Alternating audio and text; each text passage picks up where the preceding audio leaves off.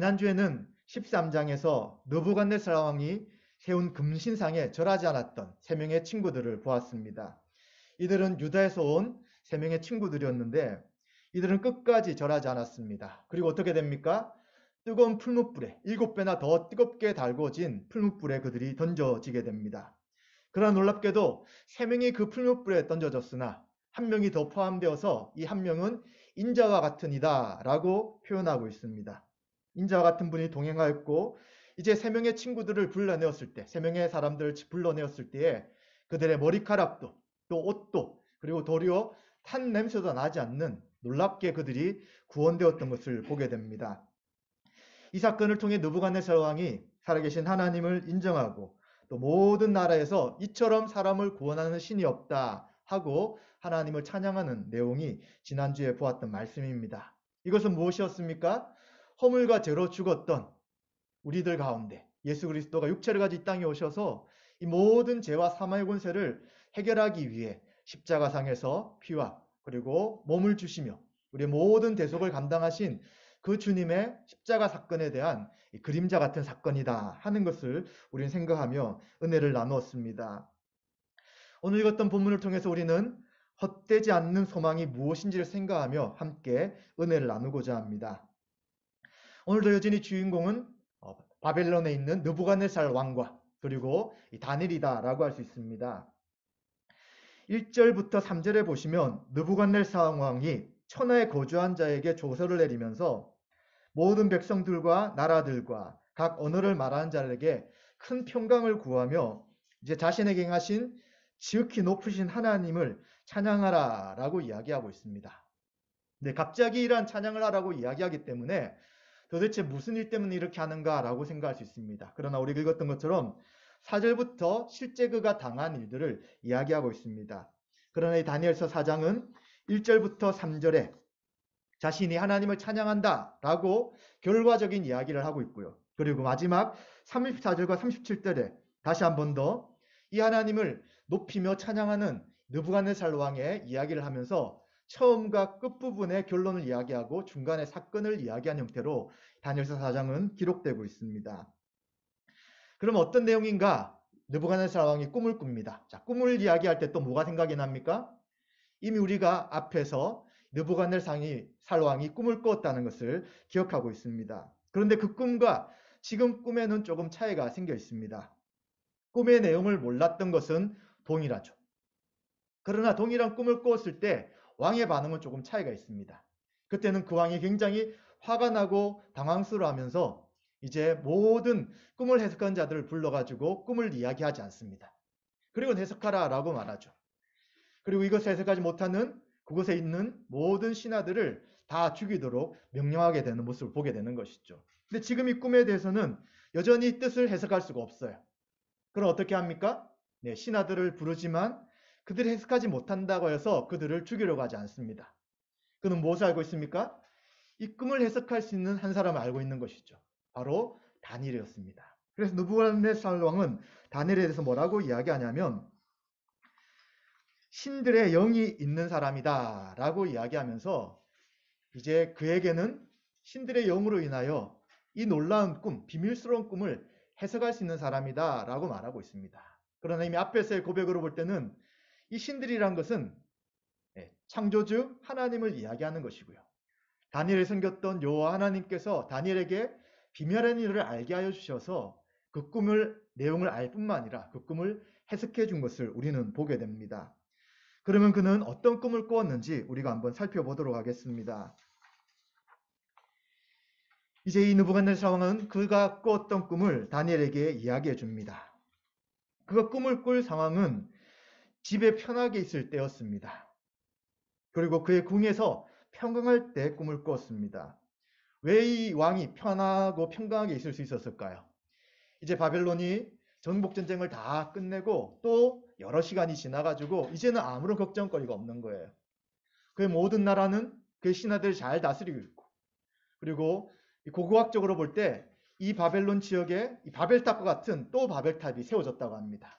그리고 궁중왕국이라는 세계 7대 불가사의 같은 그런 건축물도 만들어지면서 문화적으로 또 경제적으로 굉장히 활발하고 강력한 나라가 바로 바벨론 나라였습니다. 그렇기 때문에 이제 어떤 나라도 걱정할 필요 없고 어떤 나라도 불효할 필요 없는 그러한 평강한 때이기에 이왕은 궁에 편안하게 있으면서 하루하루의 삶을 보내고 있었다라고 이야기를 하고 있는 것이죠. 그때 그는 편안할 때 아무런 걱정이 없을 때 한 꿈을 꾸게 되는데 이 꿈으로 인해서 번민하게 되고 도대체 이것이 무슨 꿈인가 하고 그는 괴로워하고 있었다는 것을 보게 됩니다. 이제 그 꿈을 하나씩 이야기하고 있는데 이제 땅의 중앙에 한 나무가 있는데 높이가 굉장히 높았다라고 이야기합니다. 그 나무가 자라가지고 하늘에 닿을 정도였고요. 그리고 그 모양이 땅끝에서부터 볼 수 있을 정도로 그러한 나무였다고 이야기합니다. 잎사귀는 굉장히 아름다웠고요. 그리고 열매는 많아서 만민에 먹을 것이 되었다라고 이야기합니다. 사실 나무 하나에 열매가 있으면 그 열매를 해서 많은 사람이 풍족해지잖아요. 근데 이게 많은 사람 정도가 아니라 그 바벨론 제국에 있는 모든 자들이 풍요로움을 얻을 수 있는 그 정도의 열매였다라고 꿈을 꾸게 됩니다. 그리고 그 나무에 들짐승의 그늘이 있는 거예요. 그늘이 지니까 들짐승들이 오게 되고요. 또 공중의 새들이 깃들이면서 살아가고 있고요. 그리고 육체를 가진 모든 것이 먹을 것을 얻을 수 있는 그러한 나무가 있다는 것을 그가 꿈을 통해 보게 되는 것입니다. 그런데 13절부터 17절에는 한 순찰자, 한 거룩한 자가 하늘에서 내려와서 이제 나무에게 명령하는 거예요. 그루터기와 뿌리는 남기고 다 베어버려라 라는 명령을 듣게 됩니다. 나무를 벨 뿐만 아니라 가지도 잘라버리라고 합니다. 또 그 잎사귀를 떨어버리라고 이야기하고요. 또 열매를 다 헤쳐버리라고 이야기합니다. 그리고 그곳에 있던 짐승들과 새들을 쫓아버리라고 이야기하죠. 그리고 이제 그 나무를 베었지만 그루터기는 땅에 남겨두고요. 새와 노줄로 동이고요. 그것을 들풀 가운데에 두어서 하늘 이슬에 젓고 땅의 풀 가운데서 짐승과 더불어 제 몫을 얻을 것이다 라고 이야기를 하고 있습니다. 그리고 이 나무가 짐승의 마음을 받아서 7대를 지낼 것이다 라고 이야기하고요. 그리고 이것은 순찰자들의 명령대로고 거룩한 자들의 말 그대로 될 것이다 하는 한 순찰자, 거룩한 자의 소리를 들었다라고 이야기를 하고 있습니다. 그러면서 이 순찰자가 했던 표현이 또 무엇이었냐면 17절에 있는 말씀처럼 지극히 높으신 이가 사람의 나라를 다스리시며 자기의 뜻대로 그것을 누구에게든지 주시며 또 지극히 천한 자를 그 위에 세우시는 줄을 사람이 알게 하려 함이니라 라는 말씀을 하였다라고 이야기를 하고 있습니다. 이 꿈 우리가 지금 들었을 때 누구에 대한 꿈이라고 생각이 됩니까? 네, 우리도 성령을 받은 자로서 이 꿈이 누구에 대한 것이다 하는 것을 어느 정도 짐작할 수 있는 거죠. 이 다니엘은 하나님께서 그의 꿈을 해석할 수 있는 능력을 주셨기에 이 모든 꿈을 이해하고 있었고요. 그 꿈을 왕에게 해석할 수 있었습니다. 그런데 19절에 보시면 다니엘이 한동안 놀라며 마음으로 번민하게 됩니다. 왜 그렇습니까? 이것이 왕에 대한 이야기고 왕이 어떻게 될 것에 대한 이야기였기 때문에 그것을 그대로 이야기할 때 또 그 왕이 어떤 생각을 가질지에 대해 그는 조금 걱정할 수밖에 없는 것이죠. 그래서 그는 뭐라고 이야기하냐면 걱정하는 그에게 번민하지 말라라고 왕이 말했을 때에 그 꿈은 왕을 미워하는 자에게 응하고 19절에 보시면 그 해석은 왕의 대적에게 응하기를 원한다라고 이야기하면서 이 꿈이 왕이 어떻게 될 꿈이지만 왕에게 직접 임하지 않았으면 좋겠다라고 그의 소망을 이야기하면서 꿈을 하나씩 해석해 주게 됩니다. 20절부터 그 꿈을 해석할 때 나무가 무엇입니까? 나무는 바로 당신 느부갓네살 왕이다 라고 이야기하는 것이죠. 잘 자랐고 그리고 열매가 가득하고 모든 자를 먹일 수 있을 정도의 왕국으로 서 있는 것이 바로 지금 바벨론이다 라고 이야기를 합니다.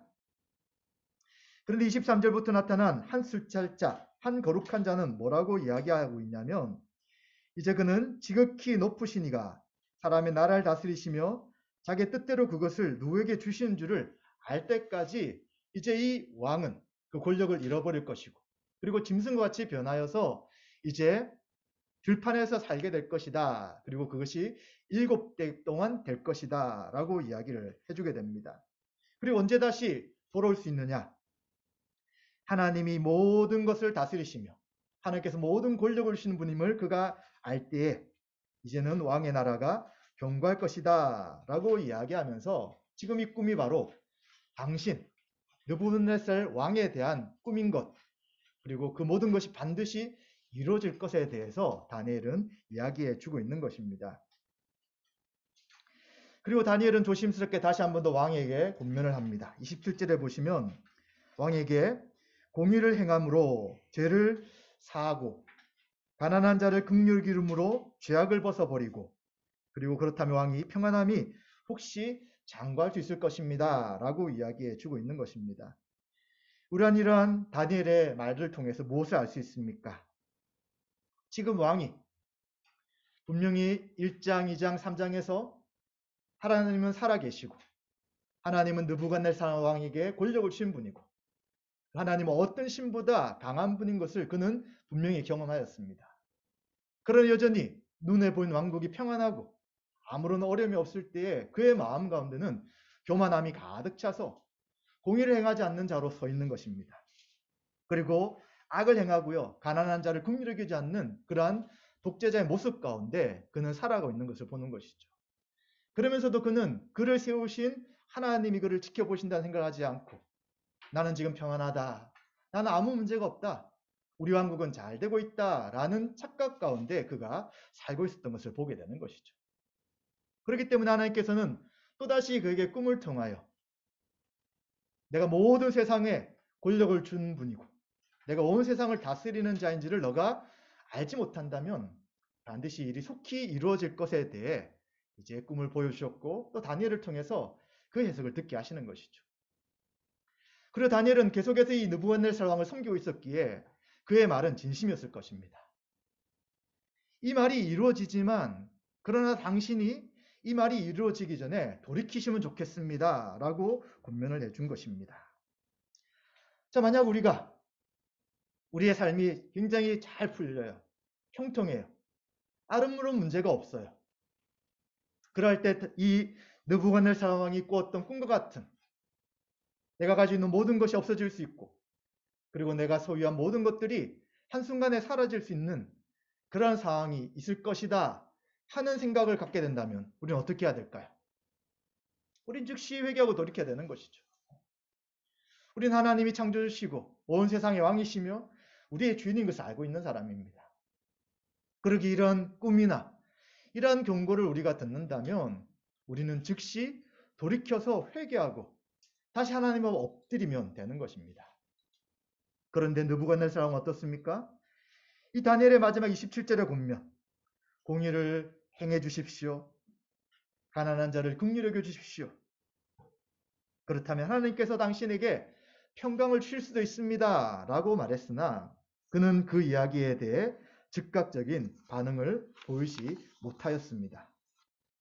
그래서 28절부터 보면 이제 그 후에 어떤 일이 있었는지를 이야기해 주고 있습니다. 29절에 이제 시간 12달이 지나서 이제 그는 바벨론 왕궁 지붕을 거닐고 있었습니다.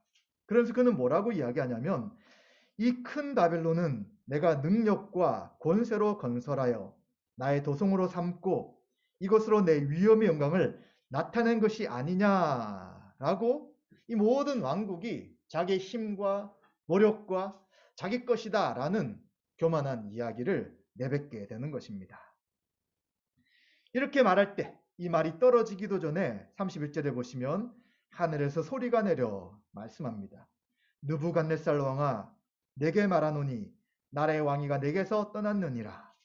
내가 사람에게서 쫓겨나서 들짐승과 함께 살면서 소처럼 풀을 먹을 것이요 이와 같이 7대를 지내서 지극히 높으신 이가 사람의 나라를 다스리시며 자기 뜻대로 그것을 누구에게든지 주시는 줄을 알기까지 이르리라 하더라 라는 말씀을 듣게 되는 것이죠.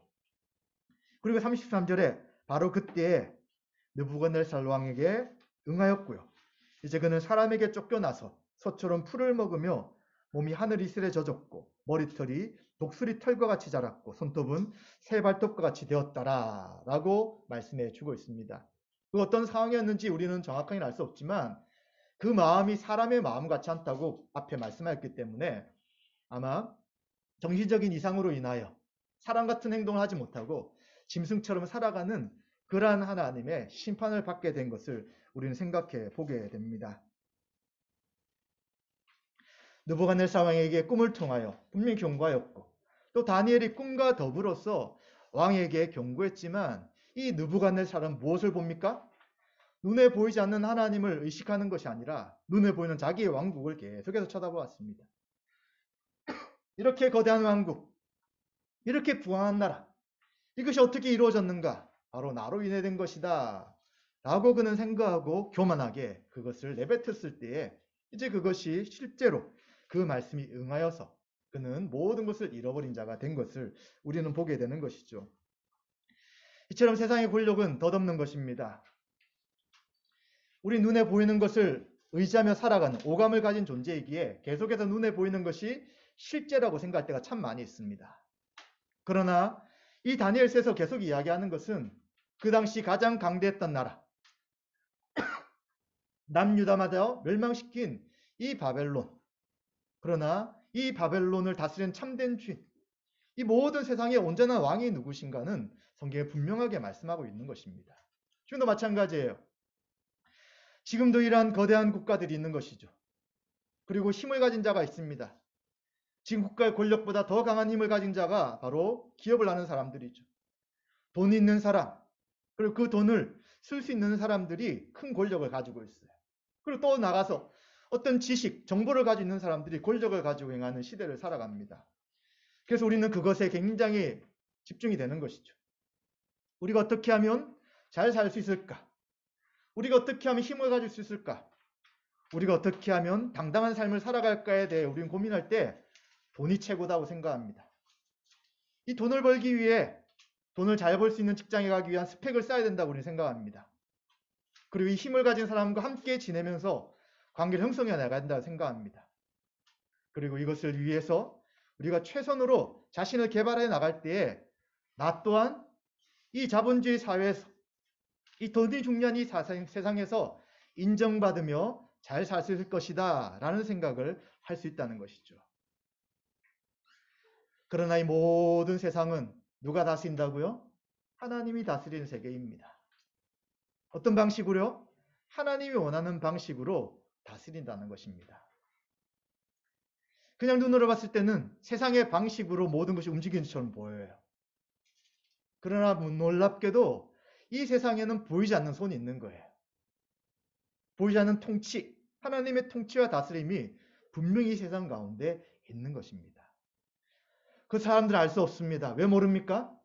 허물과 죄로 죽어 지식과 총명이 어두워져 있기 때문에 하나님을 알 수가 없는 거예요. 그리고 하나님의 뜻이 무엇인지를 전혀 모르는 것입니다. 누가 알 수 있습니까? 바로 예수 그리스도를 믿고 구원받은 우리 성도들은 살아계신 하나님이 세상의 왕이시며 통치자이신 것을 아는 것이죠. 그리고 그 하나님의 통치가 어떻게 세상 가운데 이루어지는 것을 우리는 분명히 알고 있는 것입니다. 그렇기 때문에 우리는 이 눈에 보이는 세상을 살아가는 그리고 육체를 가진 존재이지만 이 땅에 살아갈 때 헛된 소망을 갖는 것이 아니라 변하지 않는 소망, 참된 소망, 하나님의 주신 영원한 소망을 가지며 살아가는 것이 바로 신자의 삶이 되는 것을 우리는 기억해야 되는 것이죠. 신자가 만일 느부갓네살 왕처럼 자신이 무엇인가를 해서 다 이뤘다 생각하고 계속해서 자신이 세웠던 꿈을 이루기 위해 모든 시간을 소비하고 그리고 나중에 그 꿈이 완성되었을 때 이것 봐라. 나의 노력과 힘으로 내가 이 자리에 서 있는 것이 아니냐. 그렇게 하면서 자신의 인생을 편하다, 안전하다라고 생각한다면 그는 큰 착각을 하는 것입니다. 살아계신 하나님께서 우리 한 사람 한 사람을 창조하시고 그리고 하나님이 우리를 창조하셨을 때 하나님의 목적과 사명이 있는데 그것을 잊고 살아간다는 것은 그 하나님의 뜻에 반역하는 것이고 하나님 앞에 하나님 명령을 거스리는 악한 일인 것을 우리는 기억해야 되는 것입니다. 바로 느부갓네살이 계속해서 하나님의 살아계심과 다니엘과 다니엘의 친구들이 섬기는 그 여호와 하나님께서 창조주시며 왕이시며 자신에게 권력을 주신 분인 것들을 경험했음에도 불구하고 그는 여전히 교만하여서 이 모든 것이 나의 힘으로 되었다라는 교만의 생각을 할 때에 하나님의 뜻이 그에게 임하게 되고 그는 짐승과 같은 삶을 살아가는 것을 보게 됩니다. 그리고 이제 어떻게 됩니까? 34절에 있는 것처럼 이제 그 기한이 찼어요. 7대가 되었어요. 그때 그는 하늘을 우러러 보게 되고요. 이때 총명이 다시 그에게 돌아오게 됩니다. 그래서 그는 다시 하나님을 경배합니다. 뭐라고 경배합니까? 34절에 보시면 내가 지극히 높으신 이에게 감사하며 영생하신 이를 찬양하고 경배하였나니 그 권세는 영원한 권세요 그 나라는 대대에 이르리로다. 땅의 모든 사람들을 없는 것 같이 여기시며 하늘의 군대에게든지 땅의 사람에게든지 그는 자기 뜻대로 행하시나니 그의 손을 금하든지 혹시 이르기를 내가 무엇을 하느냐고 할 자가 아무도 없도다 라고 말하면서 하나님이 온전한 우리의 창조주시며 하나님이 권력을 주신 분이고 하나님이 행하신 일에 대해 도대체 뭘 합니까? 라고 말할 존재가 없다는 것을 분명히 이야기합니다. 그리고 놀랍게 36절에 이제 총명이 돌아올 뿐만 아니라 그를 버렸던 신하들이 다시 찾아와서 그가 왕으로 세움을 받게 되고 그리고 그의 위세가 계속해서 높아졌다라고 이야기하는 것이죠.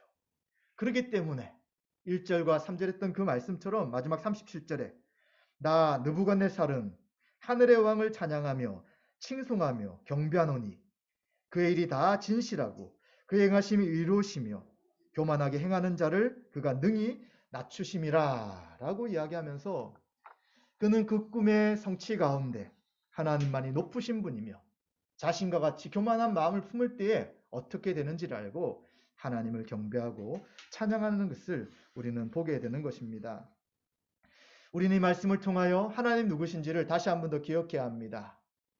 하나님은 모든 왕 중에 왕이시고요. 그 하나님 지금도 우리를 다스리시며 통치하는 분이신 것을 기억해야 합니다. 하나님이 모든 세상에 권력자들을 세우셨고요. 하나님이 사람이 생각하고 행하는 모든 것들을 다 살피시는 분이십니다. 그리고 하나님께서는 모든 하나님의 때와 계획 가운데서 이 모든 것들을 움직이시는 분인 것들을 우리는 기억해야 되는 것이죠. 이런 하나님의 계획과 뜻을 우리가 잘 모를 수가 있지만 그러나 성경은 분명하게 그 하나님의 뜻과 계획이 있다고 성경은 이야기해 주고 있습니다. 그것을 뭐라고 하냐면 에베소서 1장 9절 10절에 보시면 하나님의 경륜이다 라고 이야기합니다.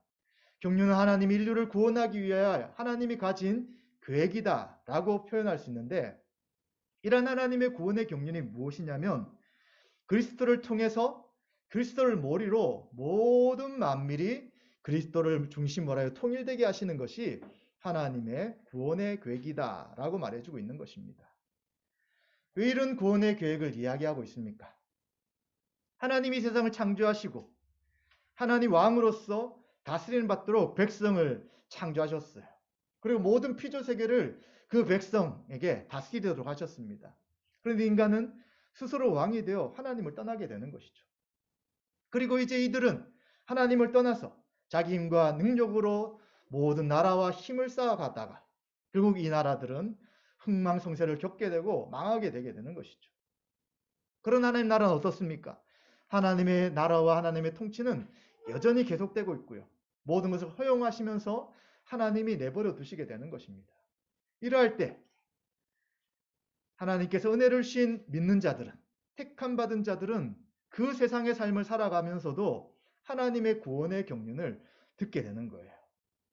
하나님 어떻게 인류를 구원하시고 하나님 어떤 계획을 가지신지를 듣고 보게 되는 것이죠. 이 하나님의 구원의 경륜이 바로 그리스도가 이 땅에 오심을 통하여 이제는 그를 중심으로 모든 만물이 그리스도 안에서 통일되어 회복된다는 것이 바로 하나님의 뜻인 것을 우리는 알게 되는 것입니다. 이것을 우리가 그냥 들을 때는 저게 뭔가? 이게 무엇인가? 라고 여러분들이 생각할 수 있지만 그러나 이것은 하나님이 이 타락한 세상을 완전히 다시 회복하여서 하나님의 온전한 통치 가운데 참된 평강과 은혜를 주시겠다고 하는 것임을 기억해야 합니다. 느부갓네살 왕은 자신의 왕국이 평안할 때에, 그리고 왕국에 아무런 어려움이 없을 때에, 부흥할 때 그는 안전하다, 평안하다 생각했습니다. 그러나 우린 역사를 알잖아요. 바벨론 다음에 어떻게 됩니까? 네, 메데와 파사, 메데와 페르시아가 협력하여서 멸망시키고, 그리고 페르시아가 그 모든 지역을 다 장악하게 되는 것입니다. 바벨론은 역사에 사라졌습니다. 이라크의 후세인이 이 바벨론을 다시 자기가 잇겠다라고 했지만 그 후세인도 죽었습니다. 여전히 사람들은 권력을 얻고 자기 이름을 내려고 하지만 그것은 일순간이에요. 그 일순간 그 모든 권력을 가지고 내가 모든 통치자다라고 살아가는 때가 있지만, 그러나 그의 말로는 비참하고요. 그것뿐만 아니라 그의 마지막 생, 영원한 생은 지옥의 형벌 가운데 살아갈 수밖에 없다는 것을 우리는 기억해야 되는 것이죠. 이러한 세상 가운데 참된 하나님의 나라를 우리에게 주시겠다는 것입니다. 우리가 살아가면서 얼마나 경쟁이 심합니까? 또 불의한 일을 얼마나 많이 당합니까? 이것이 분명 악인데 바꿔야 되는데도 불구하고 바꿀 수 없는 현실 앞에 우리는 놓여질 때가 참 많습니다. 개인의 차원을 넘어서 구조적인 문제도 너무 많고요. 이 구조적인 문제는 국가와 국가 간에도 나타나게 되고요. 인종과 인종 간에도 나타나고요. 남녀에서 나타나게 되고요. 그리고 세대 간에 나타나게 되고요. 가진 자와 못 가진 자에 나타나면서 항상 약자들은 고통을 당하는 것이 바로 하나님의 통치를 거부한 우리들의 모습 가운데 나타나는 것입니다. 그래서 의식 있는 사람들, 뭔가 좀 생각이 있고 인류의 보편적 가치를 생각하는 사람들은 이 사회의 일은 잘못된 것을 개선해 나가자라고 운동을 벌여 나갑니다.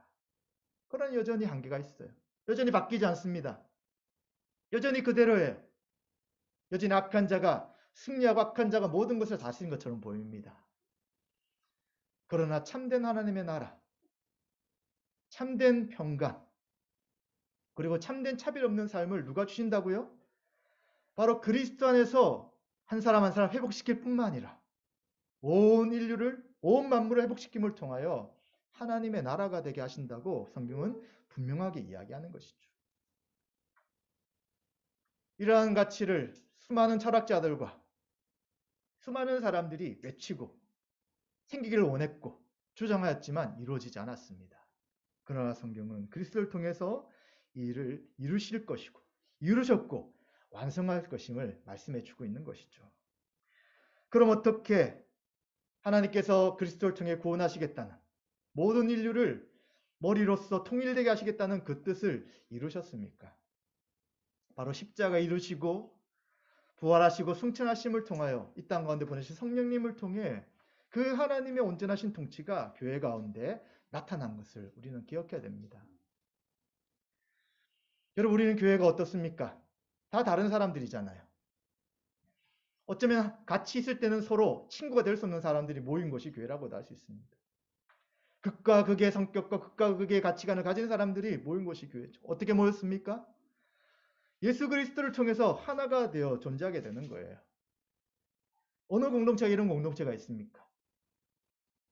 다 자기의 취미가 같아야 돼요. 성별이 비슷해야 돼요. 사는 수준도 비슷해야 됩니다. 그리고 서로 호감이 있어야 되는 거예요. 그렇게 될 때 함께 모여서 공동체를 이루어 나가는 것이지, 전혀 그 공동체, 전혀 취미와 자신과 상관없이 그리스도를 믿었기에 그리스도 안에 들어와 있고, 그리스도 안에 들어와 있으니 우리 옆에 있는 한 사람 한 사람이 그리스도 안에 존재하는 한 형제 자매라고 고백하게 되는 이러한 공동체는 그 세상 어디에도 찾아볼 수 없는 공동체라고 우리는 생각할 수 있는 것이죠. 이러한 교회 공동체가 추구하는 가치가 무엇입니까? 서로 사랑하라는 거잖아요. 하나님 우리에게 사랑을 주셨기에 서로 사랑하라는 것입니다. 그러게 교회 안에서 우리는 성별도 다르고 가치관도 다르고 가진 것도 다르고 배운 것도 다르고 지역이나 모든 것이 다 다를지라도 그리스도 안에서 우리가 하나인 것을 기억하고 서로 사랑함으로 살아감을 통하여 우리 가운데 참된 사랑의 나눔을 통한 주님의 평강이 있게 되는 것이죠. 우리 교회는 누가 왕으로 다스립니까? 주님이 왕으로 다스리는 거예요. 어떻게 다스립니까? 말씀으로 다스리는 거예요. 사람의 어떤 기준, 불완전한 기준, 차별적 기준이 아니라 온전하신 하나님의 말씀으로 교회를 통치하시고 다스려서 이 교회 가운데 질서가 있게 하시고요. 교회 가운데 참된 하나님의 사랑 가운데 평강이 넘치게 하시는 것이 바로 주님이 말씀하신, 하나님 말씀하신 온전한 하나님 나라의 모습인 것이죠. 그런데 이런 모습이 100% 나타나지 않아요. 그래서 우리는 이러한 교회를 볼 때 실망합니다. 성경에서 말씀하시는 교회 하나님 나라는 이게 아닌데 왜 교회는 이런 모습이 있느냐? 그러기 우리는 계속해서 말씀 앞에 교회가 새롭게 되기를 소망하며 우리가 계속해서 말씀의 진리 가운데 살아가게 되고요.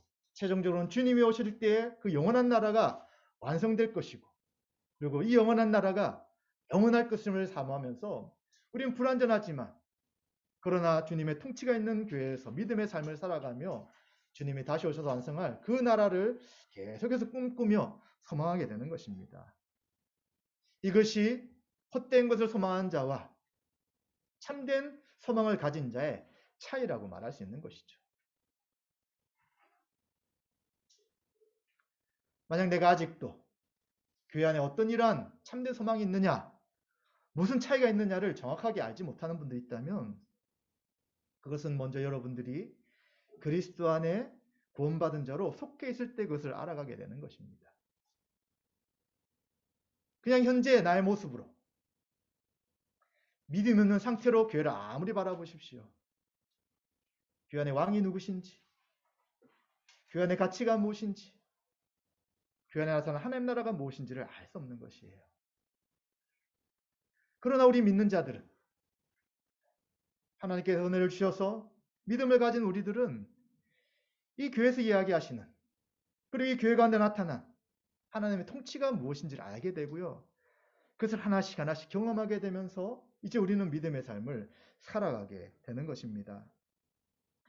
사랑하는 성도 여러분, 2022년도가 되었습니다. 여러분은 어떤 꿈을 가지며 한 해를 소망하고 있습니까? 혹시 이 꿈이 잠깐 있다가 없어지는 헛된 소망을 가지고 있다면 우리의 계획과 꿈을 다시 한 번 더 점검해 봐야 합니다. 성경에 나타난 어리석은 부자는 농사가 잘 되어서 곡식이 너무 많았어요. 이제 곡식을 가득 저장할 창고가 없기 때문에 내가 창고를 짓겠다. 그리고 창고를 지어서 곡식을 잘 저장한다면 나의 영혼은 평안하게 잘 지낼 것이다 라고 생각했습니다. 우리의 영혼이 물질의 유무로 평안할 수 있습니까? 그럴 수 없어요. 그때 주님은 내 영혼을 오늘 밤 데려가겠다라고 말씀하는 것입니다. 22년도 안에 느부갓네살 왕 같이 하나님 우리 왕을 인정하지 않는 사람처럼 이 땅에서 누릴 없어질 소망을 가지며 내가 이런 것들을 위해 한 해를 노력해야지. 이런 목표를 이걸 해야지. 이것을 준비해야지. 이게 되었으니까 다음 단계로 나가야지. 라고 하는 계획들이 있을 수 있습니다. 그러나 이것이 만약 자기 자신의 욕망과 이 땅에 있을 수도 있고 없을 수 있는 그리고 결국은 사라지는 것들에 대한 계획들이라면 2022년도 12월이 되었을 때 우리의 인생을 돌아봤을 때 내가 과연 어떻게 살았을까에 대해 후회가 생길 수 있습니다. 그렇다면 우리 신자는 무엇을 추구하며 살아야 합니까? 영원한 소망, 영원한 주님의 통치, 그 주님의 통치와 다스림이 있는 궤적 삶이 우리의 삶 가운데 소망해야 되고 적용되어 나가야 될 것입니다. 그러기 위해서 우리가 더 말씀을 바르게 이해하고요. 우리가 올해 또다시 세웠던 이 세 가지 표, 세 가지 궤, 예배하며 말씀을 제대로 알고 예배하며 전도와 선교를 통하여 복음을 알지 못한 자들이 믿고 또 함께 예배드리는 이러한 교회의 3대 사명이 우리의 방향과 우리의 소망이 되기를 원합니다. 이것은 없어지는 것이 아니에요. 하나님 나라가 완성될 때도 여전히 남아있는 것이고요. 그리고 이 가치는 영원한 가치이며 하나님이 기뻐하는 가치인 것입니다. 이런 가치를 추구한다고 해서 여러분이 해야 될 일들을 다 하지 말라는 것은 절대 아닙니다. 그런 우선순위를 두라는 거예요. 무엇이 더 중요한지, 중요하지 않은지를 분명히 분별하라는 것입니다. 그렇게 할 때 우리는 이 2022년도 한 해가 하나님이 우리에게 주신 구원의 경륜을 이해하고 그 구원의 경륜 가운데 세운 교회적 삶을 살아가는 존재로서 하나님 주신 꿈을 이루어 나가며 하나님 나라의 참된 평강을 누리게 될 것입니다. 말씀 마무리하겠습니다.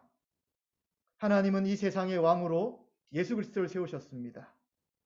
그 예수님은 겸손하셔서 끝까지 복종하셨습니다. 죽기까지 복종하셨죠. 하나님은 그 예수님을 높이셔서 이제 모든 이름 위에 그 이름을 가지고 엎드리게 하셨고요. 그 이름을 믿는 자들을 구원하셨습니다. 바로 그러한 한 사람 한 사람들이 우리 한 사람 한 사람들이고요. 우리 한 사람 한 사람들이 교회로 지금 우리는 존재하는 것입니다.